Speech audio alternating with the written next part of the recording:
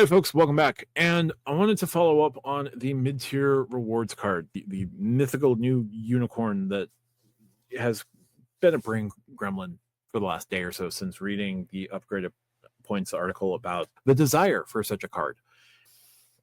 I've gone through multiple iterations of this already, but I think that a card in like the 350 to 450 space, we'll say 400, maybe close to 450, with some pretty generous credits and some pretty easy to use spending categories, and still able to cater to not full-time travel, but like average travel, would be a hit across the board, whether it is Chase, whether it's American Express, whether it is Wells Fargo, Citi, Capital One, whoever. How the banks would implement it themselves would be very different across the board, because it's going to depend on how you can earn the points and how you can redeem the points ultimately, right? Chase gives you a bunch of options with redeeming, whether it's points boost or transferring your points out, or getting a penny per point for statement credits and a penny per point if you cash out your points for cash. Wells Fargo does the same sort of thing, whether it's transferring your points out or buying gift cards, statement credits at a penny per point, and cashing out for cash at a penny per point. And other issuers do the same thing as well. I think if you're doing higher redeeming capabilities, like, you're going to get away with some lower earning capabilities, but you do have to keep these things in mind. And I think that you can still do very well with a mid-tier card, especially in a time of, at best, economic uncertainty. And in the short and near term, midterm, you might be better off building out a card that can do a lot for a lot of people across the board, instead of expecting breakage. If you're expecting breakage, and that's going to be the way that you're going to recoup some of your losses on it. The internet exists, and people will highlight where the breakage will be and how best to avoid breakage. That's how you think you're smart with your go get a $75 gift card. I'm not speaking to credit card users necessarily. You think you're smart that, oh, if I break a $300 credit up into $75 per quarter, they're not going to be able to make use of this. Unless you're using L3 data and, like, you can say explicitly gift cards of this amount at this retailer will not count toward your credit, the internet's going to get past you. American Express was able to shut down folks for blatant gift card stuff, but throw in a couple of groceries, throw in a hoodie, throw in a pair of socks at Lululemon, and without L3 data, Amex is still going to pay out your credit. Is still going to pay out the credit, right? Certain things will work, certain things won't work. The internet is going to experiment. The internet is going to iterate on what does and doesn't work. And when you change, they're going to change just as fast. Let's make it less gamey. Let's not gamify it as much. And let's take a step back. What I propose is a $450 card that has some travel capabilities, that is a not terrible everyday type card, and can still be supplemented by no annual fee cards that hold other strengths, right? So across the board, you're going to have a travel multiplier of some sort. You're not going to match your premium cards travel multipliers in your portal, but you are going to have a travel multiplier in your portal for that card. Wells doesn't currently have a travel multiplier in their portal, but Citi does. That's 12 on hotels and rentals. It's 6 on flights. Chase just went to 8 across the board on the Sapphire Reserve. The Platinum is 5x on hotels and flights in the Amex portal, and 2x on all other travel booked in the portal. And so you could do something where it's not nearly as high. A Sapphire card between the Preferred and the Reserve could be a card that gets you 6 times points across the board, or 5 times points across the board, or something like that, right? Then you have to bump down the Sapphire Preferred earnings, so maybe it comes in above. But if the Sapphire Preferred is 5 and the Sapphire Reserve is 8, some card in between at least 6. I think 6 across the board in the Chase portal makes a lot of sense. Something between the Strata Premier and the Strata Elite, probably. You don't want to go higher than flights on the Strata Elite, sorry. Then that card would probably also be doing 6 across the board, right?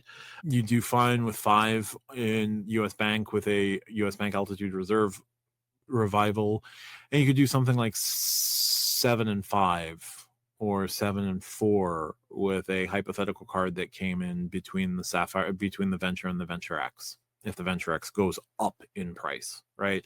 So there will be portal earning. Then you can do 2 or 3x categories, and then I think either a 1.5 base or a 2x base across the board with that card. Now, you're going to make your no annual fee 2x earning card redundant. Okay, cool. Your person doesn't have to get that. Wells Fargo, if you're in the Wells Fargo ecosystem and a 3x in your 3x categories on a autograph card at 450 are dining again, and then something like, man, I don't know, because whatever, dining, gas, and basic ass travel. Okay, so like maybe you're cannibalizing the autograph, but the autograph also gets you 3x on streaming, also gets you 3x on phones, also gets you 3x on some other things. The Attune card gets you 4x on streaming, on general entertainment, on health stuff, on bookstores. So like Wells Fargo, you can still supplement with no annual fee cards and still have that 2x base and still have a trifecta across the board and not be out of pocket more than $600.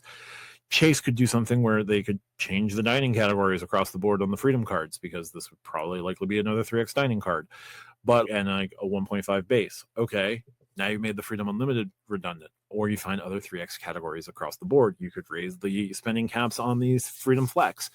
Now you've got the Freedom Flex being a little bit more useful, a little bit more top of mind to supplement this card that is your everyday card at 450, right?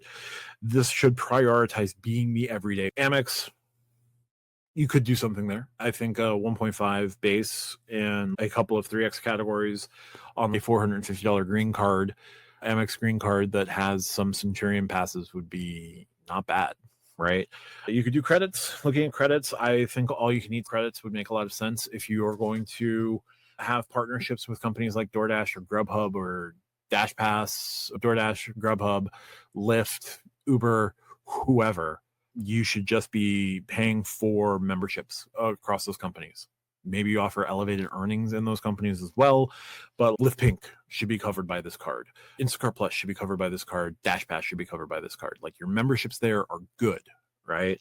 You could have generic credits that could cover things like, I don't know, warehouse memberships or fitness club memberships or something, right? You can make lifestyle and wellness credits. You could do dining credits. You could do whatever. Just make them big and easy to use so that you could do a $400 annual fee, maybe a total of $600 in credits that are relatively easy to do. And you can call some of those credits like Dash Pass, where it's $100 in value, but it's up to you to turn that on. If you don't turn that on, you don't get that $100 in value. Same thing with Instacart Plus. Same thing with whatever else. You do that, and then you add some easier to use lifestyle focused type credits or travel focused type credits, like a generic $200 travel credit to use however you see fit. Again, I'm talking about a $450 card. Like, it's not going to go massively over because you're going to lose a bunch of money. But like a $400 card giving $800 in value, perceived value, wouldn't be the worst idea to get people in the door. So credits, I think, should be chunky, right? Travel stuff, I do think if you have a lounge of your own, Capital One, Chase, American Express, a 450 card should have passes to those lounges. Not full membership, but like enough for 2 full family vacations or multiple trips for the single traveler. Give them like 15 passes across the board.